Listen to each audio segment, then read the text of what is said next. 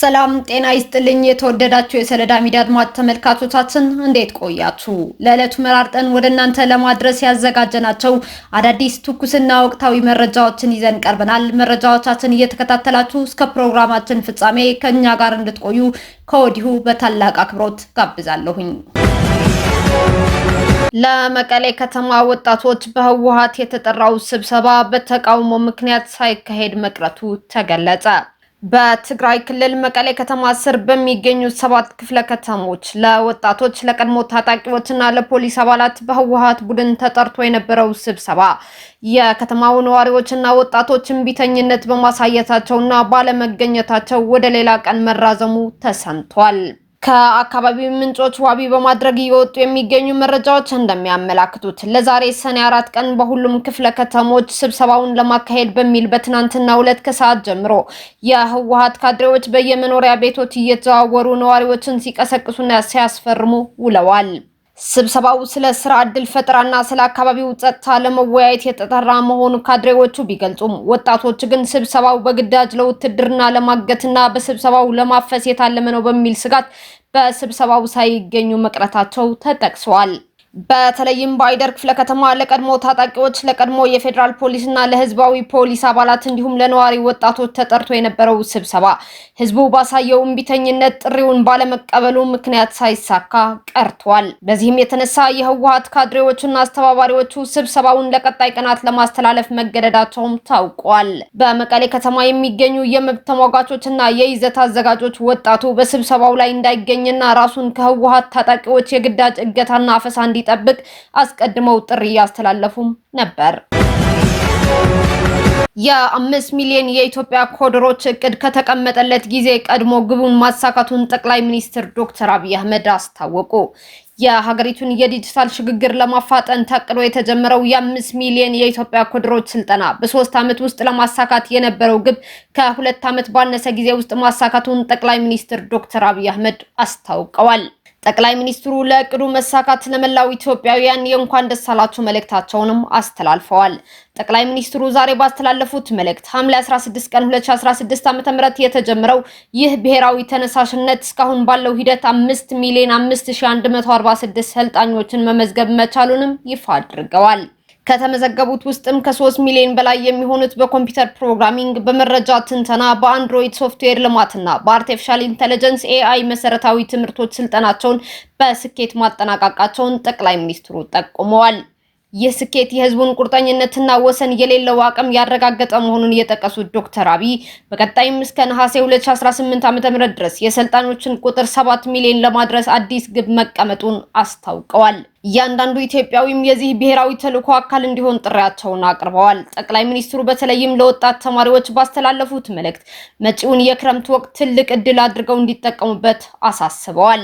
ተማሪዎች ጊዜያቸውን በዋዛ ከማሳለፍ ተቆጥበው በነፃ በሚሰጠው በዚህ ስልጠና ላይ እንዲመዘገቡና ወደ ትምህርት ገበታቸው ሲመለሱ በዓለም አቀፍ ደረጃ እውቅና ያላቸው የዲጂታል መሪዎች እንዲሆኑ ጥሪያቸውን አቅርበዋል። ስልጠናው ሙሉ በሙሉ በነፃ የሚሰጥና የምስክር ወረቀቱም ዓለም አቀፍ ተቀባይነት ያለው መሆኑ የተገለጸ ሲሆን ፍላጎት ያላቸው ዜጎች በሙሉ ethiocoderስ.ኢቲ በተሰኘው ድረገጽ ላይ በመግባት መመዝገብ እንደሚችሉም ተጠቁመዋል። አዲሱ የተሽከርካሪ ሰሌዳ በዛሬው ዕለት መሰጠት መጀመሩ ተገለጸ። የአዲስ አበባ ከተማ አስተዳደር አሽከርካሪና ተሽከርካሪ ፈቃድና ቁጥጥር ባለስልጣን ዓለም አቀፍ መስፈርቱን የጠበቀና ሀገራዊ መለያዎችን ያካተተ አዲስ የተሽከርካሪ ሰሌዳ ከዛሬ ቀን ጀምሮ መሰጠት መጀመሩን አስታውቋል። አዲሱ ሰሌዳ ዘመናዊ የደህንነት ስርዓት የተገጠመለት በመሆኑ በፎርጅድ ወይም በኮፒ የመሰራት እድል እንደሌለውም ተገልጿል።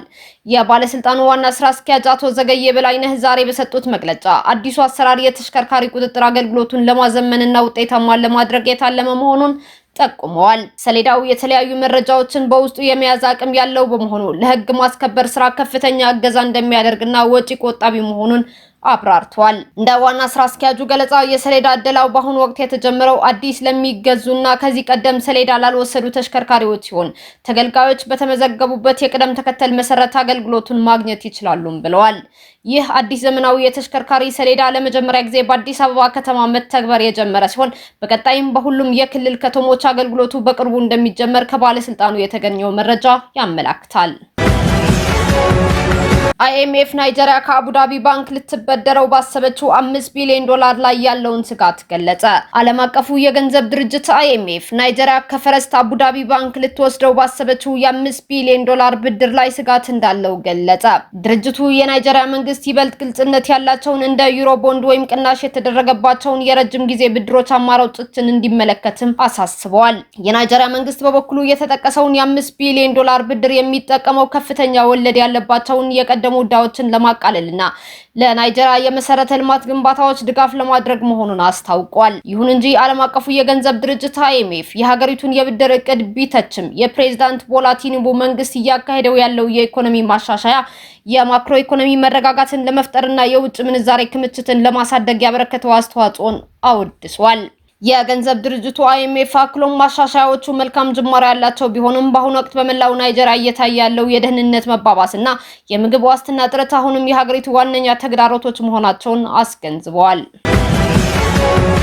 በባህረ ሰላጤው ቀጠና በአሜሪካና በኢራን መካከል የተጀመረው ወታደራዊ ፍጥጫ ወደ ለየለት የኃይል እርምጃ መሸጋገሩ ተገለጸ። አሜሪካ የኢራንን እገዳ ጥሳለች ያለቻትን የነዳጅ መርከብ ማውደሟን ተከትሎ ኢራን በአሜሪካ የጦር ሰፈሮች ላይ የአጸፋ ጥቃት የሰነዘረች ሲሆን፣ በሌላ በኩል የእስራኤል ጦር በደቡባዊ ሊባኖስ በፈጸመው የአየር ድብደባ የ17 ሰዎች ሕይወት ማለፉ ተገልጿል። የአሜሪካ ማዕከላዊ እዝ ሴንትኮም በሰጠው መግለጫ ከኢራን ነዳጅ በመጫን የአሜሪካን ማዕቀብ ጥሳለች የተባለችውንና የፓላውን ሰንደቅ ዓላማ የምታውለበልበውን ሴት ቤሎ የተሰኘች መርከብ በኦማን ባህር ዳርቻ ማውደሙን አስታውቋል። መርከቧ ከአሜሪካ ጦር የተሰጣትን ተደጋጋሚ ማስጠንቀቂያ ባለማክበሯ በጦር አውሮፕላን ጥቃት እንደተፈጸመባትም ተገልጿል። የህንድ መንግስት በበኩሉ ከጥቃቱ በኋላ 21 ህንዳውያን መርከበኞችን ማዳን መቻሉን አረጋግጦ 3 መርከበኞች ግን የት እንደደረሱ እንደማይታወቅና እንዳልተገኙ አስታውቋል። የአሜሪካው ፕሬዝዳንት ዶናልድ ትራምፕ ኢራን ጦርነቱን ለማቆም የሚረዱ ስምምነቶችን ለመቀበል መዘግየቷን ተከትሎ ራስን የመከላከል ጥቃቶች እንዲቀጥሉ ማዘዛቸው ሴንትኮም ገልጿል። ይህንን ተከትሎ ኢራን በባህሬንና በኩዌት በሚገኙ የአሜሪካ የጦር ሰፈሮች ላይ የአጸፋ ሚሳኤል ጥቃቶችን የሰነዘረች ሲሆን የሆርሙዝ ሰርጥን ለማንኛውም አይነት መርከብ ሙሉ በሙሉ ዝግ መሆኑን የኢራን መገናኛ ብዙሃን ዘግበዋል። ይህ በዓለም ላይ 20 በመቶ የሚሆነው የነዳጅና ጋዝ ትራንዚት የሚያልፍበት ሰርጥ መዘጋቱን ተከትሎ በዓለም አቀፍ ገበያ የነዳጅ ዋጋ የ2 በመቶ ጭማሪ በማሳየት አንድ በርሜል የብሬንት ድፍድፍ ዘይት $95 መግባትም ጀምሯል። ከዚህ ቀውስ ጋር በተያያዘ እስራኤል በደቡባዊ ሊባኖስ ታይር ደባ በተባለች ከተማና በተለያዩ መንደሮች ላይ በፈጸመችው ተከታታይ የአየር ድብደባ ቢያንስ 17 ሊባኖሳውያን መገደላቸው የሀገሪቱ ብሔራዊ መገናኛ ብዙሃን ዘግበዋል። በኢራን የሚደገፈው ታጣቂ ቡድን ሄዝቦላህ በበኩሉ በእስራኤል ወታደሮች ላይ የተጠናከረ ጥቃት መፈጸሙንና የሊባኖስ ደቡባዊ ክፍል መቆጣጠሩን ገልጿል። ኢራን ከአሜሪካና እስራኤል ጋር የሚደረገው ማንኛውም የተኩስ አቁም ስምምነት ሊባኖስን ማካተት አለበት ማለቷ የፕሬዝዳንት ትራምፕን የድርድር ጥረት ይበልጥ እንዳወሳሰበውም ተመላክቷል። የተባበሩት መንግስታት ድርጅት ዋና ጸሐፊ አንቶኒዮ ጉተሬዝ በመካከለኛው ምስራቅ እየታየ ያለው ሁኔታ ቀጠናውን ወደማይወጣበት ከፍተኛ ቀውስ ውስጥ እየከተተው መሆኑን አስጠንቅቀዋል። ባለፈው ሚያዝያ ወር የተደረሰው የተኩስ አቁም ስምምነት አደጋ ላይ መውደቁን የጠቆሙት ዋና ጸሐፊው ሁሉም ወገኖች አስቸኳይ የጦርነት ትንኮሳዎችን አቁመው ወደ ዲፕሎማሲያዊ መፍትሄ እንዲመጡ ጥሪያቸውን አስተላልፈዋል። እስካሁን አብራችሁን ከኛ ጋር ስለነበራችሁ እያመሰገንኩኝ በሌሎች መረጃዎች እስክንመለስ እንደተለመደው የሶለዳ ሚዲያ ቤተሰብ በመሆን ላይክ፣ ሼር፣ ሰብስክራይብ ማድረጋችሁን አትርሱ። አዳዲስ ትኩስና ወቅታዊ መረጃዎቻችን በቶሎ እንዲደርሷችሁ የደወል ምልክቷን ይጫኑ። ስኬት፣ ድልና ሰላም ለኢትዮጵያውያን። ሶለዳ ሚዲያ